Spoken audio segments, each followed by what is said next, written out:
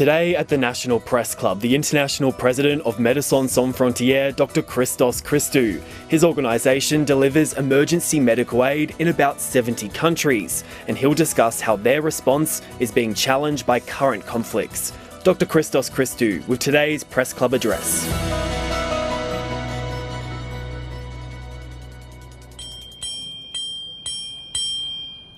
Hello and welcome to the National Press Club of Australia and the Westpac address, coming to you from Ngunnawal and Ngambri country. My name is Anna Henderson. I'm Chief Political Correspondent for SBS World News and a board member here at the club. Our guests today are Dr. Christos Christou, Médecins Sans Frontières International President, and the Executive Director of MSF Australia, Jennifer Tierney. Christos will deliver the main address, and he was born in a small town in central Greece. He graduated from Aristotle University's medical school and holds a PhD in surgery. He also holds a master's degree in international health with a focus on health crisis management from the University of Athens. He joined MSF in 2002 and has since held several roles. His first assignment was in Greece as a field doctor working with migrants and refugees. He then worked as a doctor in HIV/AIDS projects in Zambia in 2004 and 2005. After a break from international work, during which he trained as a surgeon, Dr. Christou rejoined MSF in 2013 for assignments in a number of conflict zones in insecure contexts, including South Sudan, Iraq, and most recently Cameroon, as an emergency and trauma surgeon. Since 2005, he served as the General Secretary, Vice President, and finally President of MSF's Greek Board of Directors. He was elected, as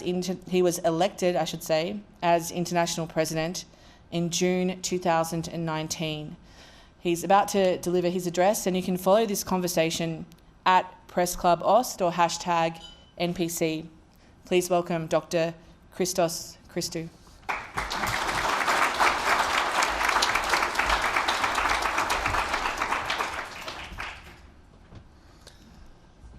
Thank you. I would like to begin today by acknowledging the Ngunnawal and Ngambri peoples, the traditional custodians of the land on which we are meeting today, and pay my respects to their elders, past and present. I extend that respect to Aboriginal and Torres Strait Islander peoples here today, both in the room and in online. It is a privilege to be here, and I express my thanks to the National Press Club for this opportunity. I'm honored to speak to you today about the limits of the humanitarian action.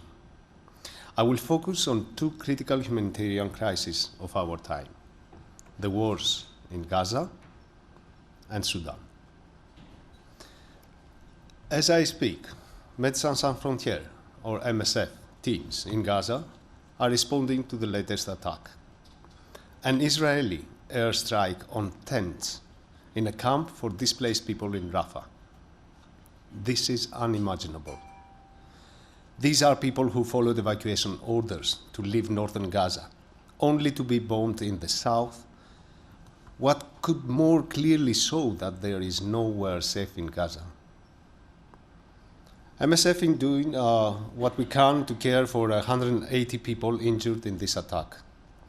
We are working from a very small clinic in a shed, and what we can do is limited because the Gazan healthcare system has been dismantled, piece by piece, hospital by hospital by hospital. There were 36 functional hospitals in Gaza before the war. Now, only 9 are partially functioning. Hospitals and healthcare are sacred spaces. They are protected by international humanitarian law, the rules of war. This is what allows MSF to do our work in conflict zones. And yet in Gaza, we are seeing over and over again that these principles are eroded. They are becoming meaningless. MSF is a medical humanitarian organization, but in Gaza, that has offered us no protection. Instead, we have faced a pattern of attacks. We have endured 23 violent incidents since 7th October. Our teams were repeatedly told to move south, and when we did, our convoy was fired upon, killing 2 people. Tanks have fired at our shelters. Our vehicles have been bulldozed. Over 260 humanitarian workers have been killed in this war, including the tragic loss of the Australian aid worker Zomi Franco, who was working for World Central Kitchen. Humanitarians were killed while providing care or while sheltering with their families. We are also mourning the loss of 5 MSF colleagues who have been killed in Gaza since 7 October. Mohammed Al-Halel, lab technician. Ala Al-Shawa, volunteer nurse. Dr. Mahmoud Abu Nujala, Dr. Ahmad Al-Sahar, and Reem Abu Lebde, physiotherapist and MSF United Kingdom board member. I share these names of our colleagues with you because they deserve respect and recognition. They are parents, doctors, carers. We are outraged and saddened that they have been killed, and we demand accountability for their deaths. Sadly, these attacks on healthcare are not isolated only to Gaza. Our teams in the West Bank have also witnessed repeated instances where healthcare has been hindered during raids by Israeli forces. They have witnessed the targeting of ambulances and medical staff and acts of violence and killing, even within hospitals. I visited the occupied territories of Palestine in December. I visited Jenin, Nablus, and Ramallah, and worked closely with my colleagues in Gaza. I was in Jenin when an incursion started. I was shocked to see the hospital's entrance blocked by Israeli soldiers, preventing anyone, including the injured, from entering. There's nothing worse for a doctor than to know that people need medical care and you cannot reach them, or they cannot reach you. These raids are happening more regularly these days. Just last week, there was another incursion on a hospital in Jenin. This time, it lasted 2 days and 2 nights and killed 12 people. Israel has offered no accountability for any of the attacks on healthcare facilities. In Gaza, the systematic destruction of the healthcare system means people are unable to receive the medical care they need, either for acute or chronic conditions or pregnancy. While more than 35,000 people have been directly killed in Gaza, there are thousands of other that we call silent deaths. People escape the bombs only to be killed by infected wounds, chronic diseases, or malnutrition. More than 79,000 have been injured, and an estimated 10,000 remain under rubble. The Israeli government is pursuing a policy of deliberate deprivation, only allowing a trickle of food and water to enter Gaza. People are unable to access adequate food. They are simply starving. MSF has worked in Gaza for 36 years, and this is the first time we've seen cases of malnutrition. Our teams have had to rapidly retrain, as they haven't treated malnutrition before. It's also important to recall that prior to 7 October, there was already a humanitarian crisis in the Gaza Strip caused by Israel's 16-year blockade. The day before this latest escalation of war, MSF was attending to patients wounded in previous escalations. This included patients with long-term injuries sustained in the Great March of Return in 2018 and 2019. The current siege by Israel is stopping the entry of fuel and medicines. Since the closure of the Rafah border in early May, barely any essential humanitarian aid and medical aid has been able to enter.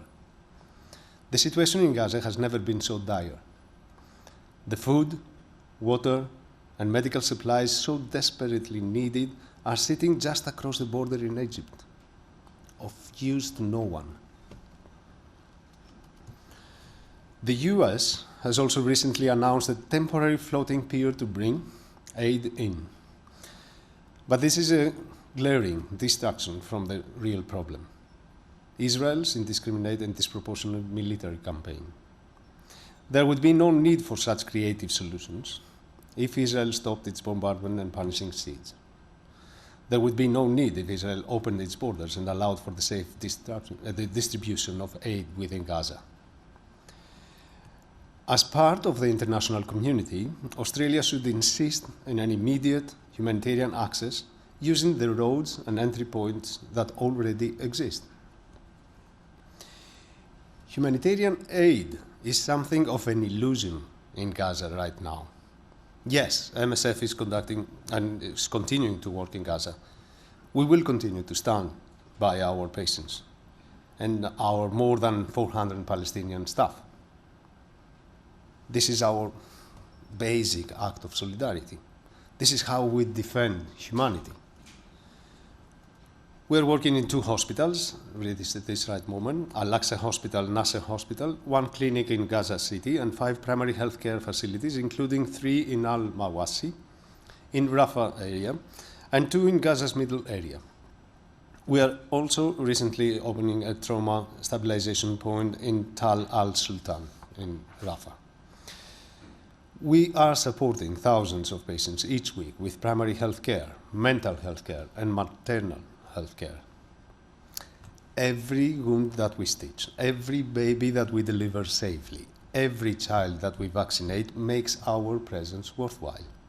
And yet, the work that we are doing is less than a drop in the vast ocean of need. Let us not have the illusion that there is a meaningful humanitarian response in Gaza right now. The International Court of Justice ruled in January that Israel needs to take steps to prevent plausible genocide in Gaza. The court said Israel must take all measures to stop killing Palestinians in Gaza and must allow sufficient humanitarian assistance. But what we are witnessing is that this ruling is being blatantly ignored. Recently, the ICJ issued another ruling for Israel to halt its offensive on Rafah. Within a few days, Israel bombed the tents for displaced people in Rafah, and these are the news that we all woke up to yesterday morning. Honestly, I have run out of words. I wish I could find the words to express the smell of infected wounds, the cries of mothers who lost their children, the constant sound of drones, the level of desperation of my colleagues. Instead, I will rely on the words of my Australian colleague, psychologist Scarlett Wong. Scarlett is here today, having just returned from Gaza last month. She has told me the story of one of our Palestinian colleagues, a psychologist who lost her entire family. She was the last one with her name, her father, mother, sisters and brothers, nieces and nephews, all gone. She still showed up to work the next day, the very next day. She said working was better than sitting alone in her tent, grieving. As a father, doctor, humanitarian, but mostly as a human being, I'm appalled by the continued and complete disregard for life we are witnessing in Gaza. MSF is frankly horrified by Israel's assault on Gaza, and we remain horrified by Hamas' attack on Israel on 7th October. We feel the pain and the suffering of people in Israel whose family members were killed or taken hostage on 7 October. We feel the suffering of families of those arbitrarily detained from Gaza and the West Bank. What is needed is an immediate and sustained ceasefire. A ceasefire is crucial to prevent further civilian deaths. It's crucial to allow aid in. In Australia and New Zealand, more than 85,000 people have added their voices to our statement of support for a ceasefire in Gaza. Globally, MSF spoke at the United Nations Security Council, demanding an immediate and enduring ceasefire. While the United Nations Security Council has finally voted for this ceasefire, Israel is blatantly ignoring this resolution. It continues its attacks on civilians and medical personnel and is expanding attacks in Rafah every moment that we talk. This is about impunity, a total disregard of the laws of war. And now it must become about accountability. I think Australia has an important role to play. Beyond words, Australia must take immediate concrete actions to hold Israel into account. Australia must apply appropriate sanctions on Israel, as it would to any other global state that refuses to comply with UN Security Council resolutions. The Australian government's express support for a ceasefire rings hollow when they are supplying the weapons that continue to kill and maim in Gaza. But even if and when a ceasefire in Gaza finally happens, the road to recovery will be long and uncertain, spanning years, if not decades. Gaza's health system is shattered. On a different continent, we see parallels in Sudan, as it is ravaged by a brutal civil war. The conflict has compounded extreme levels of suffering across the country. Needs are growing every day. The humanitarian response is deeply inadequate, with assistance systematically blocked by the authorities. Almost 7 million people have been internally displaced, and over 2 million have sought refuge in neighboring countries. In Darfur, there are reports of ethnically targeted violence, with mass graves discovered. Refugees describe horrific violence, including looting, burning of homes, and of course, sexual violence. More than 745,000 Sudanese, mostly women and children, have fled this extreme violence over the past year and found refuge in eastern Chad. As our teams respond on the ground, it was important for me to see for myself, to grasp the reality of the situation. So in March, I visited Sudan and Chad. It was an eye-opening. I started my visit in Adre, in eastern Chad, the entry point for most of the refugees from Sudan. I followed the journey they go through. At every stage, MSF teams provide medical assistance as close as possible to refugees, the Chadian returnees, and the local communities. I was surprised to see that after more than a year, MSF is still the main organization providing what? Water and sanitation. There's just not enough humanitarian response. And people are receiving far less water than they need. People often arrived with gunshot wounds and other violence-related injuries, and at times our colleagues treated hundreds of war-wounded patients in one day. Like other towns along the Chad-Sudan border, Adre has been struggling to accommodate the high number of newly arrived refugees. Access to food and medical care was already limited before their arrival. This little village in the middle of the desert has seen its population quadruple since the outbreak of war. Today, more than 120,000 refugees are living there, in such a poor place. They struggle to access basic services and live in unacceptable conditions, which exacerbate on their health risks. I took the time to speak to different people in the communities, including also our patients. The suffering, the hardship they endure is heartbreaking, but they show great resilience and strength. And you can see that in the face of all this such adversity. They shared with me how they used to have a normal life before. I remember a man in tears explaining to me that after all the horror we've been through, I imagined we'd find comfort here. But we are reduced to begging every day for food. People have lost everything, their loved ones, their homes, and their livelihoods.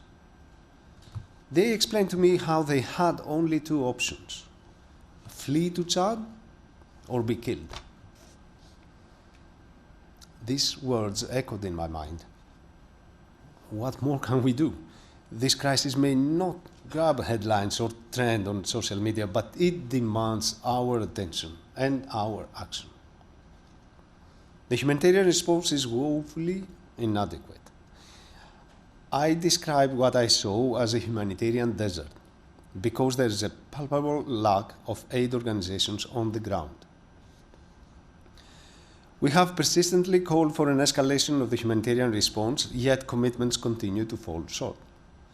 The funding projections for this year are not optimistic. Much more needs to be done in Eastern Chad, and this is part of our moral duty.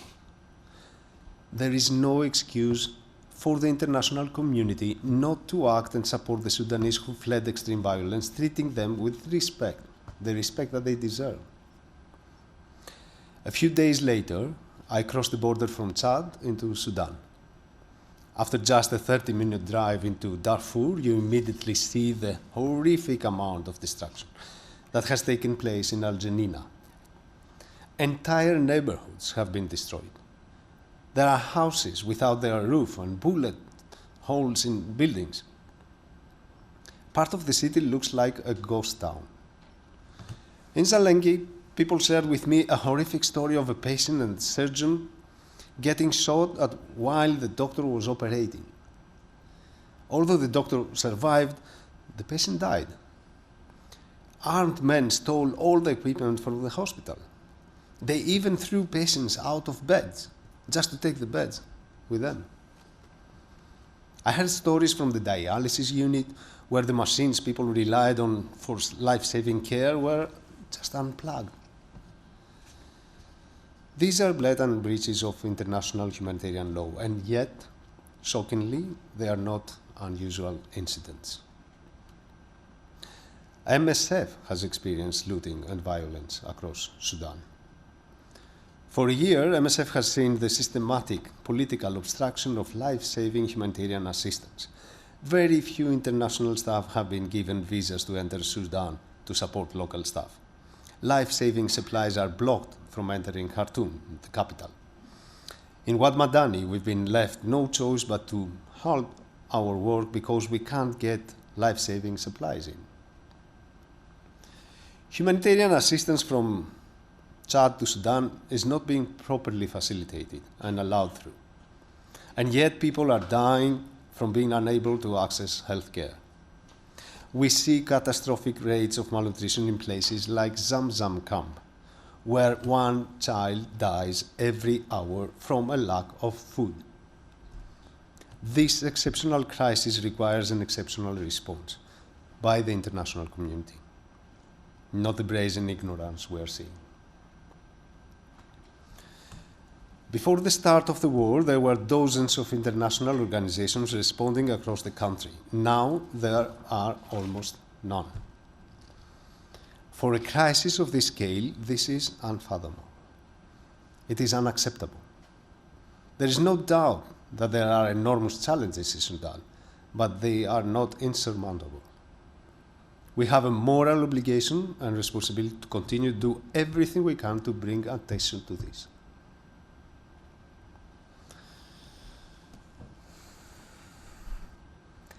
As the world faces numerous, complex humanitarian tragedies, humanity itself is under attack. MSF will continue to stand by our patients, to alleviate their suffering and restore their dignity. We will continue to work as doctors, as humanitarians, and as human beings.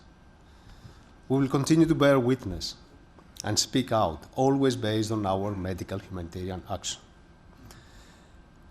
But there are limits to humanitarianism. We can call for a ceasefire, but we cannot stop the war. We cannot stop attacks on hospitals and patients. We cannot open borders to allow aid in.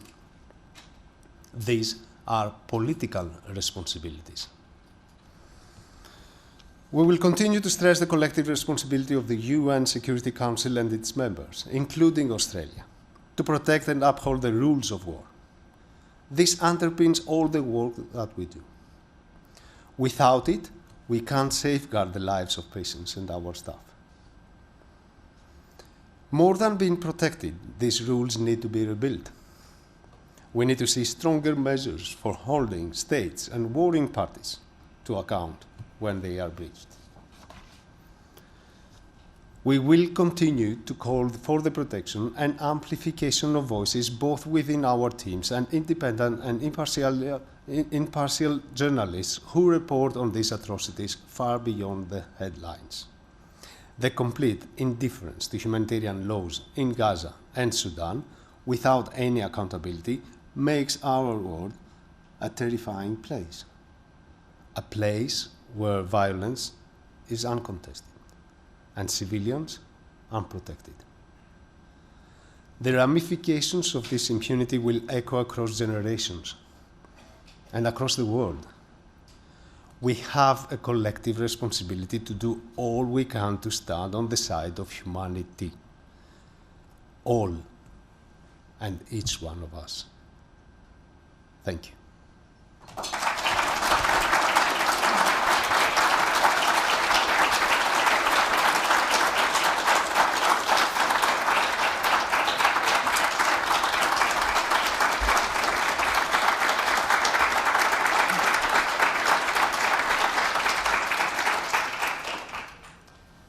Thank you very much, Dr. Christou, for your address, and thanks for joining us as well, Jennifer. In terms of, I guess, one of the first things that comes to mind after hearing what you've had to say there, I was just reviewing the MSF Charter, just to sort of, I guess, apprise myself of, you know, the obligations that MSF sees itself as under when dealing with international conflicts. Because in that address you have spoken about, you know, the responsibility you see the Australian government as having, calling for sanctions to be put on Israel, and I guess would like to understand how you see that fitting in with the charter of MSF, given there is a view, and in your own charter, a suggestion that there's an idea of neutrality and impartiality in everything you do. So why have you taken this step? The first thing in our charter is the medical action. This is our basic act of solidarity. A medical action that is always, wherever possible, combined by testimonials, bearing witness, and advocating about what we see. Becoming, in other words, the voices of the people that we are there to support. And then, of course, we have to do that as doctors. Doctors mean that we always impartially assess the needs. And we choose to go there where most of the needs exist. And we do that also thanks to our financial independence, and always within the spirit of neutrality. But if we follow this order, and we are in extremely challenging situations, exceptional crises, like the ones that I described before, what matters is again to stand by the people, no matter what this means. Sometimes we may feel that we cross some lines, but we never cross the line of defending humanity. We will always do that. Jennifer. I mean, MSF has a long history of speaking out about conflict when we see the limits of our medical action challenged. And when you are seeing day after day bombs being dropped on your patients, us being able to only serve a very small percentage of them is, as Christos said, a drop in the ocean of the need. And the way that we see being able to best save lives in Gaza and in Sudan today is for those bombs to stop dropping. And to my mind, that is not a political act. That is a medical act that follows the rationale of us trying to protect the people that we serve. And so we will use every tool in our toolbox to make sure that we can protect our patients in the best way possible. And that includes holding governments to account who are supporting the hurt that we are seeing in the places where we work. Have you tried to get a meeting with a member of the cabinet, the Prime Minister perhaps, or the Foreign Minister, to express this face-to-face? Everywhere we are, and wherever we have a presence, be that an operational or institutional presence, we try to engage with everybody, and especially with the authorities. It was after I returned back from my visit also to Palestine that we drafted an open letter, and my colleagues engaged with the states and members of the states to explain the seriousness of the situation. And that was also escalated up to the United Nations Security Council. And also in the United States, we're holding regular meetings to bear and advocate for what we see. In closed doors, many times, because this has also to be like that. But what we try to do is to let them be fully aware of what we witness in the ground. And we are one of the very few that we have all this evidence that is based in our neutral assessment of the needs. Do you expect a chance to meet with any representatives of government? It's a sitting day here in Canberra, so... We will be chatting with Minister Wong tomorrow, and we have discussed the situation with her, giving a from-the-ground view of what's happening. We also have 85,000 signatures from Australian citizens with a statement of support towards the government, which we have shared with numerous government officials around the ceasefire in Gaza. Our first question from the working press comes from Daniel Hurst. Daniel Hurst from Guardian Australia. You mentioned that MSF is involved in helping the injured from the displaced people's camp in Rafah that was attacked the other day. What is the latest information you have about the types of injuries, the condition of the people, the sort of extent of that, of the damage and the injuries? In that latest tragic incident, we happen to have our, we call it a stabilization treatment point. It's a small clinical facility very close to the place that was bombarded, very close to that informal camp with the tents. So we received more than 180 patients there now. The situation, as you can imagine, depends. Some of them are very severely injured, and some others couldn't even make it after a couple of hours. The numbers, the official numbers are everywhere now shared. We have, if I remember well, more than 30 or 40 killed people confirmed, and there are many more that they are still trying to assess where they are. But what is important in this question, and as I described the situation, is to understand that these little facilities are there to stabilize the patient and then refer them to there where they can get a more advanced surgical treatment. But these places do not exist anymore. There's nowhere that you can refer the patient. There's no trauma center anymore anywhere. There's no hospital. They're just partially functioning, and they are overwhelmed. And what's your response to the Israeli government's first official explanation that it says it was targeting Hamas leaders nearby? Is that plausible? Come again, please? Is that plausible, or is that an acceptable explanation? We try every day to describe the situation on the ground, and we bear the evidence, we share the evidence, we ask them to hold them into account, and then this is available for everyone who is qualified also to label this situation and make resolutions as they happened also in different courts. And lastly, if I may, you wanted to If respond? I can add to that, we're not going to comment on Israel's assessment of the threat, but I want to just remind everyone, we are talking about a refugee camp of tents. Who do you think are living in that camp? Mothers and children primarily. That was the target. And the last thing I wanted to ask is, how frustrated is MSF? You've been conveying these messages for many months. I've spoken to some of your colleagues before about this, that the message hasn't really gotten through, or that there hasn't been any change in the situation on the ground. Apparently not. No. Nothing changes. And that's why sometimes we feel like it's not for us anymore. That's why we address these political messages also. Our people are exhausted. They have crossed the line of being burned out. You can imagine now 8 months, working days and nights, witnessing all this, losing their members of their families, not being safe anywhere.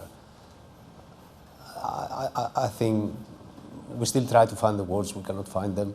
We still try to collect the evidence. Yes, it's not for us anymore. Thank you. Just to pick up on what Daniel was raising there, I mean, we have repeatedly heard this from the Israeli side that there are human shields, that Israel is intent on ensuring that Hamas is held to account, that there are, in their view, examples that they can prove where hospitals have been used essentially to shield Hamas operations. Can you understand from their point of view, after what happened last year, their intention to try and rescue hostages and to rain down their fury on these groups? Oh yes, of course. And of course we do understand that. What we ask is everyone to respect the laws of war. What we ask is everyone to respect those sacred places like hospitals.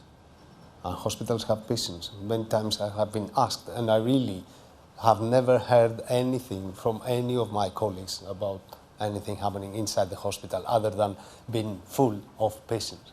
Patients that sometimes we have been asked to even evacuate within a couple of hours, which is impossible. So when you ask me of what is happening inside the hospitals, I can tell you that there is just a desperate situation full of patients, and that's what we see. I think if you think about what the Israelis are going through and what Palestinians are going through, if you take it back to the humanitarianism of it, these are traumatized, hurting people on both sides of this conflict. And so from a human level, you can understand the rage and the hurt and the pain. But the civilian casualties that we are seeing are so outside the bounds of acceptability of any law of war that there is no way to contextualize it, to excuse it away, or to even be able to frame it in, even from that human understanding. The pain and suffering that we are seeing in this tiny little area where no one can run, no one can be evacuated, where the primary people suffering are mothers and children, make it very hard to make that, to take that rationale all the way to its conclusion of what happened in Rafah this week. Nick Stewart. You are saying essentially that Israel is now using the creation of a humanitarian catastrophe as a weapon of war. Firstly, is that correct?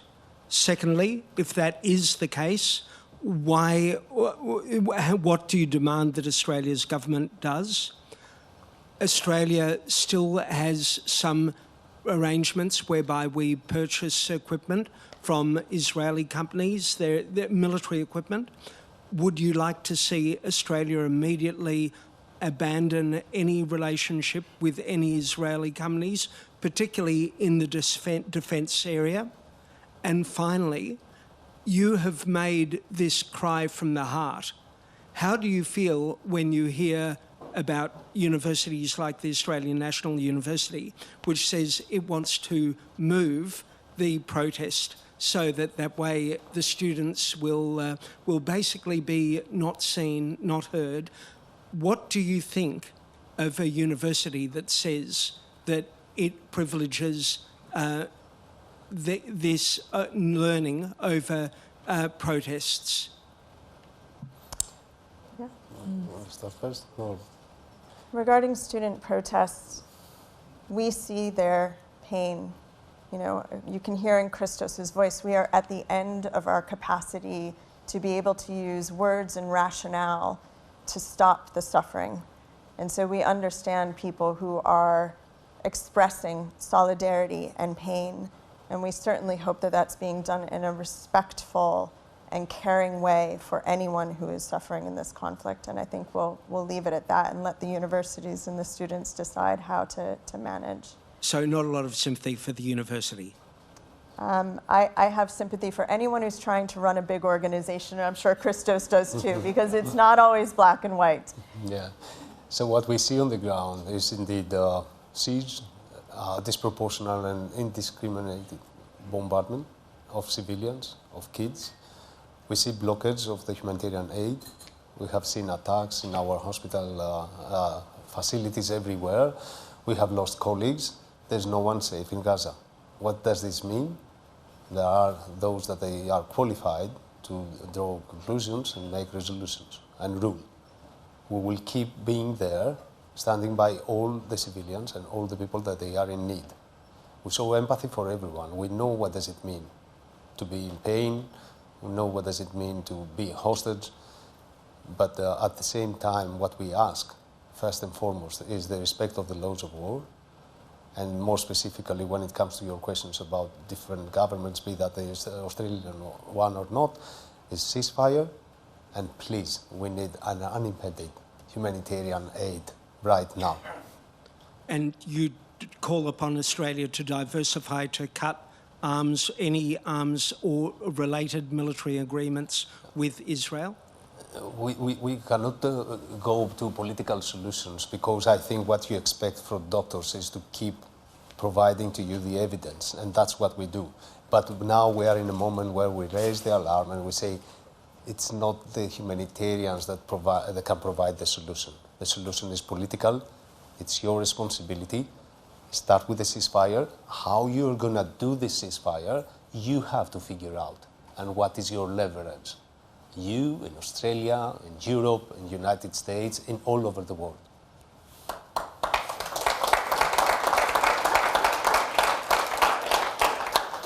Is there a way to perhaps give a little bit of context here around, we've obviously been in a period of intense international conflict, what's happened in Ukraine, as well as, identifying conflicts that we hear very little about in Australia. But where does the situation in Gaza at the moment sit on that continuum of just, humanitarian impact? That's a very, very nice question, because many times we try also not to compare context. Nothing is comparable. Every context has specificities, it's quite unique. What is common is the human suffering. It's always civilians that they pay the price more than anyone else. In Ukraine, although we don't speak these days, the war is going on, and people are being under what we call humanitarian catastrophe as well, especially in the very forefront line. But we've seen less impunity in the violations of the international humanitarian law than what we see in Gaza. We see kind of double standards, different reaction by different countries, and that is not helpful. At the same time, in Ukraine, we were all amazed and so excited to see how people expressed solidarity to people fleeing, to the Ukrainian refugees. But we would like to see the same from people fleeing from other places, seeking refuge in Europe. So all these double standards upset us a lot. And we would like the world to learn from one context and improve to the next one.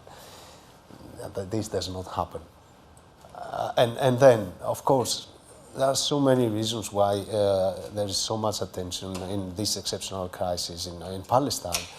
But I tried to draw you an image, a picture that is really horrific of what has been happening more than a year now in Sudan. And Sudan, for my colleagues that they have known the context since more than 20 years now, they speak like Darfur 2.0. And in 2003, there was a genocide in Darfur. So we try to raise this awareness, and we try to ask from this international community to be more proportional in not only the response, but the attention first and foremost. Did you want to add anything? No, I think that was just fine. Well, I guess perhaps a follow-on from that is just in terms of the obligation from a humanitarian and medical point of view that MSF might see on countries that potentially can provide support in terms of even the short term, having a humanitarian or visa approach. In Australia, that's quite contentious at the moment because there are great concerns about whether or not enough security checks are being done on people fleeing through the Rafah crossing out of Gaza. But do you have a view on whether or not countries outside of the region who have the ability to should be accepting more refugees, or at least people who want a short-term reprieve? Let us start with those that they must desperately leave from Gaza at this right moment. They are the tens of thousands of heavily injured people that we cannot provide to them any help where they are. So this is what we call medical evacuation should come first. Then, of course, everyone should have the right to flee and seek safety. But the solution is not to find all those places that could welcome and accommodate 2.5 million people. That's a little bit distracting. That's why we go back to what matters more than anything at the moment is a ceasefire and humanitarian aid to come inside. And let's start from this, while at the same time evacuating the people that they are not going to make it. And these are the silent deaths that I tried to talk to you before. Every day we lose many people and they are not visible anywhere. They are not even in the hospitals. They go back in their tents and they die because of infected, complicated wounds, because of neglected diseases. That's where we have to focus now. And from the Australian perspective, I mean, we have been stuck at a humanitarian visa cap for years now, and that must start to rise to meet the needs, the global needs that we're seeing. And we are also in this cycle of offshore processing, and you're hearing what we're talking about, you know, and the amount of trauma that the Sudanese who are fleeing are dealing with, the amount of trauma that, you know, the Rohingya are dealing with and fleeing, and then they arrive ostensibly to safety in Australia, and we re-traumatize them through offshore processing, through indefinite detention. And so we have to take a more human, a more generous, a more Australian spirit in the way that we are responding as a country to be able to meet the rising tide of humanitarian need. Melissa Code. Hi, Melissa Code from the Mandarin. Thank you for your talk. The circumstances you describe sound impossible. And so you talk about the need for more moral responsibility, blatant breaches of international humanitarian law. My question is, if moral responsibility and the existing structures for legal redress clearly have got us to this impossible point, to this humanitarian crisis, is it sufficient? Do we need to seriously reconsider whether those instruments and architecture adequately exist to support humanitarian organisations like yourself do its work? And to that point, where are the bright lines for MSF? When does it say, we can't do this here in these circumstances, we're out? Thanks for this question. And this is a question that we pose to ourselves every day. Either we are in our headquarters or there in the field. And we struggle to find out what would have more impact to the people that we are there for, and how much more we can compromise in order to be able to be there and stand by them. Sometimes we feel like the frogs in the boiling water. But at the same time, if there is one thing driving us, is that we should never abandon them. I've been there, many others of my colleagues have been there. Scarlett will share the same stories, that what they want, everywhere we are, be that in Sudan, be that in Gaza, be that in Ukraine, they want to know that people from the world stand in solidarity to them. They stand by them. And to us, this is the priority. So we will keep compromising. I don't know where exactly will be this line. But maybe the answer and the dilemma here is not should we stay or should we go in order to advocate more. Is how much more, maybe political or not, the different organizations could become, and how much they can push for accountability for the mechanisms that they already exist. Just they are in place, but they are not used, and how much we can hold accountable our governments, our societies in what is happening. And if all these decisions can sort of be made at an international ICC level, but that mean nothing, what's your position on that? I'm really saddened. I'm disappointed that we don't have. We were supposed to have rules, and we were supposed to comply with the rules. Now it's not up to us to either express an opinion on what is happening in this part. We would like to know that we are there where we should be, and the rest of the world respects and supports the humanitarian action, which is apparently not the case. Okay, we will keep doing what we can. I think, you know, what we are seeing from an international humanitarian law perspective is that it's being absolutely trounced. And every single day, we have to make choices on a ground that is breaking up beneath our feet as we go. And so when we send international staff, Australians, New Zealanders, many of whom have been over the last months and continue to go in, we expect the rules of war to be respected and that we're not sending in Scarlet and others to be bombed. We're not going to get into the functionality of the mechanisms that hold people accountable for that because frankly we're focused on the humanitarian part of that. But if there is no accountability for IHL, we are all in trouble. So you know, this word has been used quite, you know, broadly over recent times, and it has been contested internationally. But from what you know, and medically, is this a genocide in your view? The ICJ in January has ruled that there is a plausible genocide. It is not my words, it's what we all read.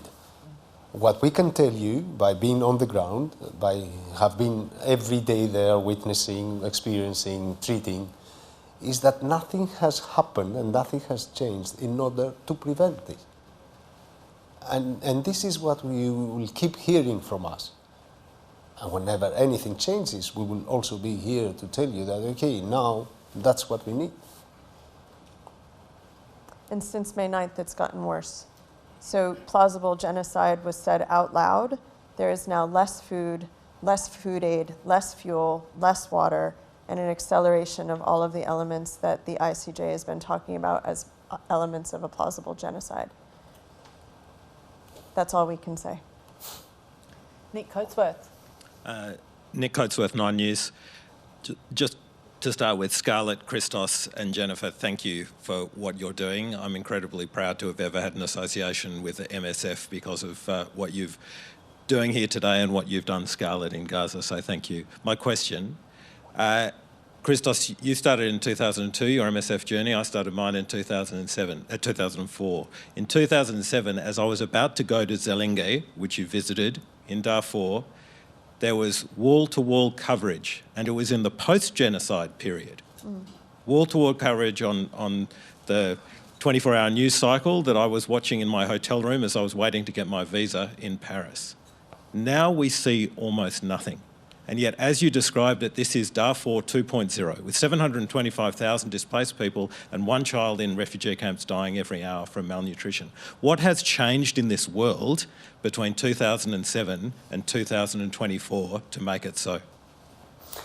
Oh, thanks, Nick. That's a question that, yes, I don't know, you want to start first.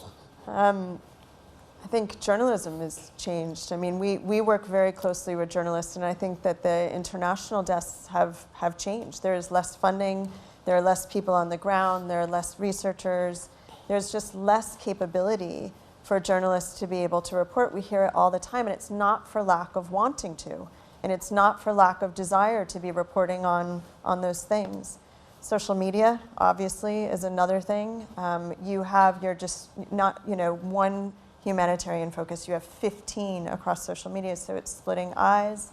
Populism, all of these things are really contributing to our ability to be able to break through in stories. For those of you who don't know, MSF was founded by doctors and journalists, and so we really have been an organization that has its basis in reporting. And our team does an amazing job of getting the stories out there, but I think we would love to see news agencies reinvesting back in the international and developing world so that we can talk about this more from a first-person account. We had this discussion a couple of weeks ago in Geneva, and it was titled Good Victims, Bad Victims. So we posed this question back to colleagues of ours, journalists. We said, what has changed? And indeed, what Jennifer mentioned is one of the three key factors I identified. The other one was that there was no presence on the ground, no boots, as we say, on the ground by different international organizations or United Nations agencies. And even the UN agencies accepted. When I invited them in an event, and they were all the heads of the UN, they acknowledged that they have been quite conservative due to security reasons in responding, or even just being present on the ground. When you don't have these eyes, you cannot get alerted of what is happening. And things were happening. The third factor was the lack of political willingness by anyone at this moment to get involved in the situation or try to resolve the situation. The combination of three things created a rising humanitarian crisis that there was no one else to see that early enough. That's when MSF came with this nutrition survey and said, 1 kid every few hours dying. And immediately afterwards, there was a response, especially by journalists. They arrived. Was that enough? No, because the agencies didn't come. The money didn't come. And still they have serious problems with the funds. That is why it is still for MSF to supply the 70 or 80% of water in most of these places. Okay, we developed this expertise, but we would like to focus on medical activities and others take this over. So this is what I think has changed since 2007 that you was there. Thank you both. Are you concerned about the dehumanisation of certain people in some conflicts? We are very, very cognizant of the way that we represent the people that we support with medical care. And I think it's really important that you represent patients with dignity in all contexts. And I think in the past, certainly that hasn't always been the case. There's been a real victimization of patients. And when I think about, you know, the sort of former imagery of desperate parents and skinny children and famine, what is standing behind that child is a mother who just walked for 4 days to find her child medical care. And so what we are trying to do as an organization is make sure that we tell her story about her strength and her child's strength and the people standing behind them and the community fighting to survive every day. And so yes, we are very concerned about it, but we are also look inward to make sure that we're doing representation well first.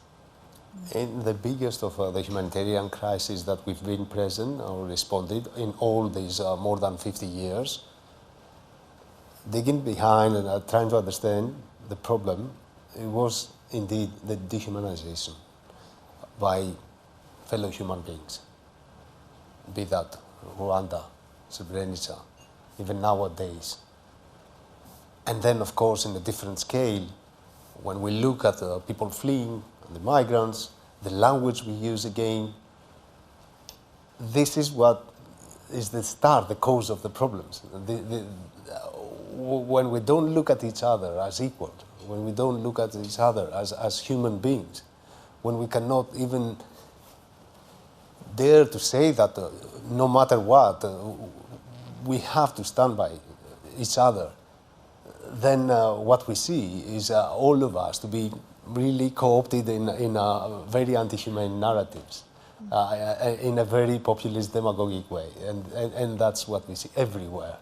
And this can go so wrong sometimes, and out of the sudden you can see thousands of people being killed. That's the everyday reality of MSF. That's why we keep repeating the very basic language of humanity, the very basic message of solidarity, through medical action, of course. Brendan Shaw. Thank you for your talk. Brendan Shaw from Shoreview Consulting, and also with the Pharmacy School at the University of Sydney. And I want to start by thanking you, MSF, for all the work you do on the ground over many years in different countries. It's been inspirational to see, so thank you for that.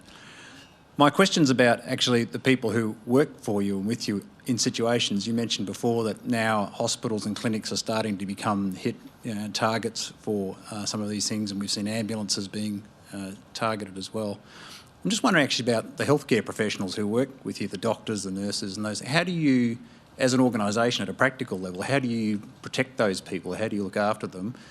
And also, how does that affect recruitment? I mean, to try and get people on the ground to work in these situations, how does that affect your organisation?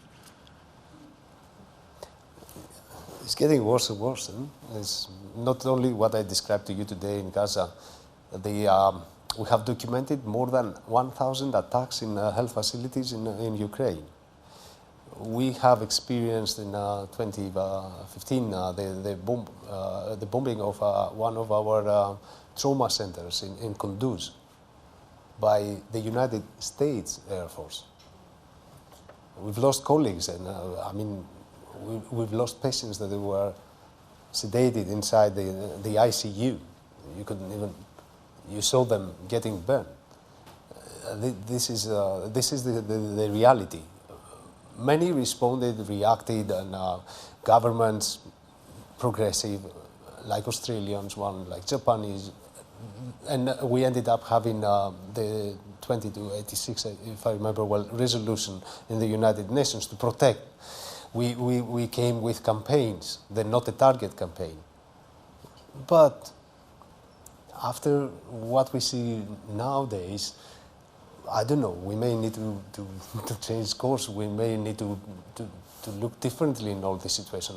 With this impunity, many of my colleagues say that Al-Shifa hospital in Gaza has become the graveyard of the laws of the war.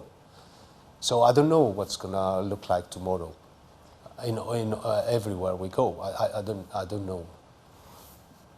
I worked for MSF on and off for 20 years, and we used to have conversations with supporters, and they would say, how do you keep people safe? And I would explain, well, we negotiate with all sides of the conflict, and we educate the community about who we are, and the community deeply cares about having medical care, and that really protects us.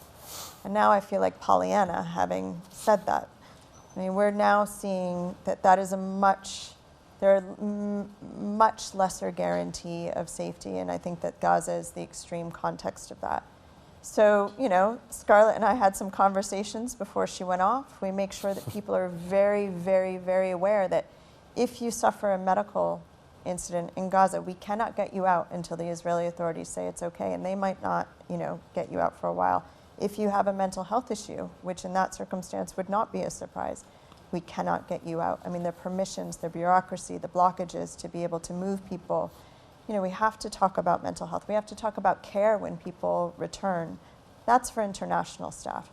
But now we have to think about the 400 staff that we have working in Palestine, and what are our obligations to them?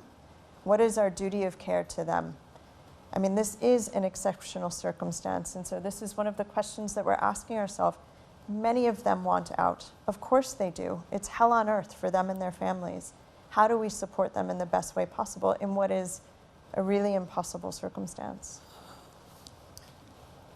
Just finally, there is a statement today from the Foreign Minister, Penny Wong, about what's occurred in the last 24 hours, again calling for a humanitarian ceasefire to protect civilians, saying that the strikes from Israel have had horrific and unacceptable consequences, calling for Israel not to proceed with its operation in Rafah, and calling on Hamas to release all hostages and stop using Palestinian civilians as human shields and lay down its arms. You've seen the international response and the way different leaders and governments have responded. So what do you make of our government's response? How would you characterise it?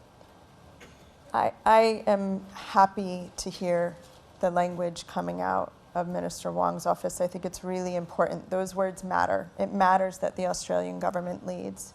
But I would encourage us also then to look at action as well. So when there are UN Security Council resolutions on Russia because of Ukraine, what are the actions that the government of Australia has taken? When there's a UN security resolution regarding Israel and the conflict in Gaza, what are the actions that they are taking? I'm not going to sit here and list them, but I think it's a really good story for somebody to write about what the response of the government is, and we want to see them take the most thorough response possible within the UN security, within the UN community that can be taken. Yeah, I think everyone is horrified, and I've seen that everyone shifted their language on this, but where is the action? And there must be an action. And as I said before, it's not for the humanitarians anymore. There must be this political solution. And I think every single part of different sides in this world, be that in Australia, in Europe, or US and Canada, there is a leverage there. Things can start with the very basic measures of having a ceasefire, having the humanitarian aid in, and then I'm sure that we will find our steps. Just briefly, do you have faith in Israel to investigate actions like this itself without external involvement? Actions like? No, I think it has to be external involvement, of course. We're out of time, so please join me in thanking our guests.